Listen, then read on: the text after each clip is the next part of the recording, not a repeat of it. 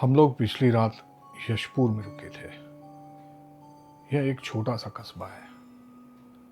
वहां पहुंचने से पहले पूरा रास्ता जंगलों से होकर गुजरता था। हम रात में ही सवारी कर रहे थे और आगे का रास्ता घना जंगल था। ऊपर से लगातार बिजली चमक रही थी, इसलिए हमने आगे न जाने का फैसला किया। हमने कल रात धनबाद से यात्रा शुरू की थी।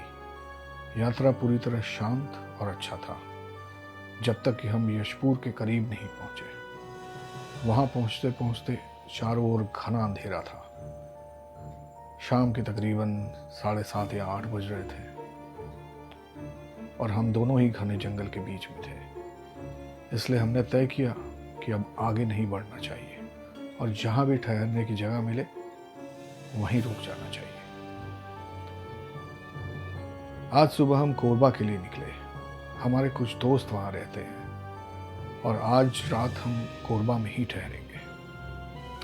इन संकरे और घने जंगलों से भरे रास्तों को देखकर हमें अपना यशपुर में रुकने का फैसला बहुत सही लगा।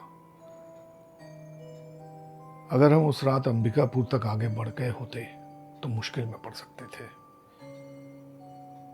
कम से कम रास्ता देखकर तो ऐसा ही लग रहा है कि रात यशपुर में रुकने का फैसला हमारा सही था।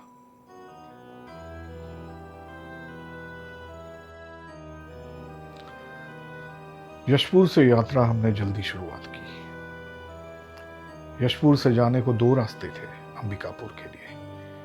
एक जो प्रॉपर हाईवे था, बट रास्ते काफी टूटे फूटे और खराब थे, और दूसरा रास्ता जो गूगल हमें सजेस्ट कर रहा था वो जंगलों के बीच से होकर के गुजरता था और वो अंदरूनी रास्ता था, और हमने दूसरा रास्ता पकड़ना सही समझा। और जब हम होटल से निकले तो हमें एक ख्याल आया कि शायद इस रास्ते हमें कोई पेट्रोल पंप नहीं मिलेगा, और हमारी बाइक्स में पेट्रोल नहीं था। तकरीबन 5 किलोमीटर आगे जाने के बाद जब वो जंगल का रास्ता शुरुआत होता था, वहां से हमने यू टर्न लिया और वापस पेट्रोल भरा करके फिर से हम उसी रास्ते पे निकले। और शायद ये हमारा डिसीजन सही था, क्योंकि ये रास्ता देख करके तो ऐसा ही लगता है कि यहाँ कोई पेट्रोल पंप नहीं मिलेगा, और हुआ भी ऐसा ही था। आगे कोई भी पेट्रोल पंप नहीं था।